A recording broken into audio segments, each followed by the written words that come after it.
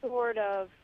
I mean, they'll support me when I need to get help and I know what I think I need to do, but they're really not into the recovery support. It's kind of like, well, you go do what you can do and then come back when you're better. Are you overeating or undereating?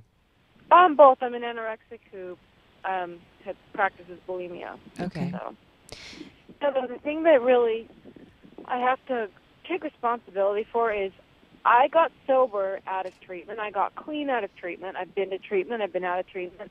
I don't need a program or a hand one-to-one to get me to eat well. Like you were talking about, I just have to take that little teeny courageous step and say, okay, let's have a snack. And trust Jennifer on this. Because, trust me. I mean, I go through it all the time, and that's what we were talking about at the beginning of the show. And I kid you not, when I first, I mean, I've known Jennifer, pre-post, and she is an amazing example, Gabby, and I'm not just saying this because we're friends. And I didn't do another program, right. Gabby. I stuck to the 12 steps, but I didn't, my sponsor, I'd be like, I'm just so fat and this and that, and then I was like, I'm just binging, and then I stopped. And, even now, like, I'm like, okay, I've been really stressed. I did a huge life change just recently, and I went, you know what, I got to make a better choice today. And so, I ate a banana instead of eating the chips that I wanted to today, and it's like, it's little things like that. Gabby, what's the information, Rachel, that she could get in touch with you so maybe you could give her a few places? You can call me at Shoreline Treatment Center, 562-434-6007, and go to our website at www.shoreline-eatingdisorders.com. And I would encourage you, Gabby, even right now, if when you're done with this phone call, you could commit to having your evening snack, which I know you probably know what that is. Maybe kind of start with some accountability right now. Mm-hmm. Yeah. It's in the car with me. I have half a sandwich and Yay. Yeah, and listen, like we were saying, a half a sandwich, there's nothing wrong with that. It's how you...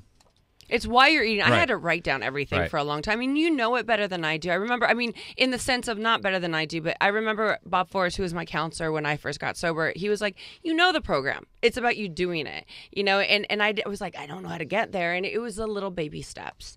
And I think that I apply that in all my affairs, and we're not meant to be perfect. The funny thing is that this may sound bizarre, but it's so cool to be an Alcoholics Anonymous, and it's so cool to be clean, and it's really not cool to be in an eating disorder program. Right. So and that's not yet, by the way. Just so you know, 30 years ago, it wasn't cool to be an Alcoholics Anonymous. It's why they have the anonymous at the end. And the stigma off myself. Like, I beat myself up, of course. Like, why is this a problem? Why are you doing this? This is so stupid. But on the other hand, I say, you know what? If I decide not to follow my eating plan, or if I decide to binge right now, that's kind of just like having a little bit of cocaine, and I can't say that I'm clean anymore. Mm-hmm. So I know the things in me, and I just call it that. Okay, this is cocaine speaking, or this is maybe I want to go to the bar right now, and so that's my food, absolutely. And it scares me that I let it get away from me. Whereas you can stay clean and sober, period. Yeah, and Gabby, I'm just going to say, I'm going to end with this, is that, we're not meant to be completely perfect. Like, you got to just take it like one moment at a time and give yourself a little bit of credit. I think you're beating yourself up. Mm-hmm. Gabby, yes. I couldn't agree with Jen more. Gabby, thank you so much for the call. Hang in there, girl. And please give Rachel a call tomorrow at the Shoreline. She seems like a really cool lady. So eat your snack. And eat your snack. And Gabby, have a great night. Well, bless your heart. Thanks. Thank you. Bye. Rachel, how many calls do you get like this a day? Lots and lots. Probably at least 3 or 4 calls with folks that have no financial resources to get any help. By the way, if you just tuned in, you're listening to KLEAN Radio Live. That's KLEAN with a K. Give us a call at 888-539-2980. That's 888-539-2980. If my co-host looks different tonight, it's because it's a woman. I've got boobies. Yes, Jennifer Easy on the Eyes Jimenez. And we're in the studio tonight with Rachel Levi, founder and director of the Shoreline Center for Eating Disorder Treatment. Why is it that there aren't insurance for this? That's a really, really good question. Because it's expensive. Oh, really? It's expensive treatment, and just the way things are going. We're not in control of folks' lengths of stay. And so they tend to be cut off from treatment earlier and then return, and they're just trying to lower the access, is my opinion, to save some money. Okay, so every day you drive to Long Beach, or you're on the 710, and there's this huge poster for 1-800 for Let Your New Life Begin, and I don't want to give them because I have a few issues with the lap band, and because to me it's the easy fix. Right. That's not that easy in the long run. Right. For some people, it's the only fix, though. Well, what's your opinion on that? Well, I mean, I think there are some folks that are dealing with some serious, urgent medical issues that need to be addressed right away.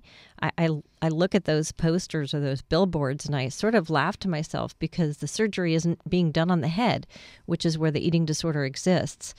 So regardless of what surgery you have, if you're not dealing you're soothing yourself with food, or you're soothing yourself from starvation, it's not going to get cured or fixed by surgery.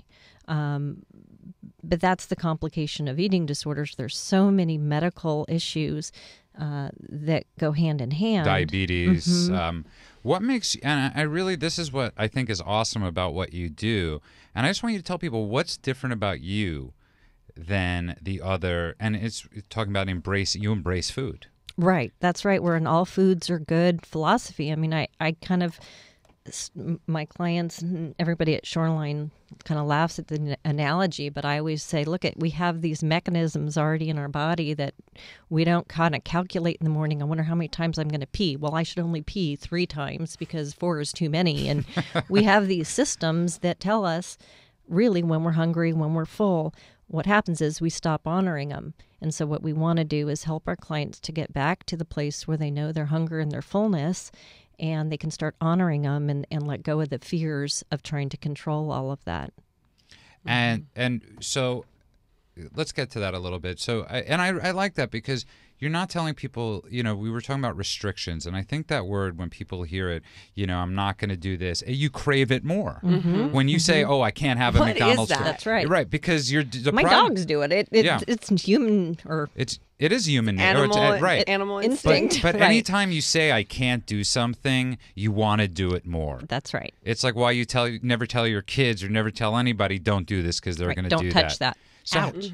So how do you learn? How does it become where the change happens? Like Jen was talking about, like you're talking about. How does the change come from I'm enjoying this, or this is medicine? That the French fries are medicine, or I'm just. I think I believe my intuition is that I know that it's not medicine. Right, but I'm saying, you're saying to people, it's okay to eat McDonald's French fries. Well, not McDonald's, but as somebody else's French fries. But how does the change occur?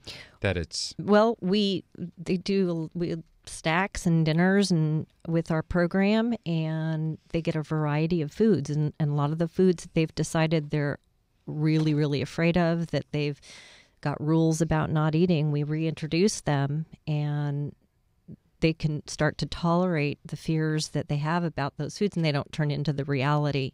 A lot of these folks end up coming in with such rules about what foods are good and what foods are bad. I have a question to ask you on that. That is such a good key. That's such it's such a major point. That what is it? Is it society that sets that? Like where I'm like, oh my God, bread is bad, or like brown rice is bad because it's like what is it? It's the diet of the week and the month. Right. I mean, there's huge industries that make a lot of money deciding what's the new diet of the week or the day. Yeah, butter's good, butter's bad. This is good, this is bad. We have another phone call. By the way, if you just tuned in, you're listening to Clean Radio. That's Clean with a K. The number here is 888-539-2980. That's 888-539-2980. We have Joe from Pasadena. Welcome to Clean Radio, Joe.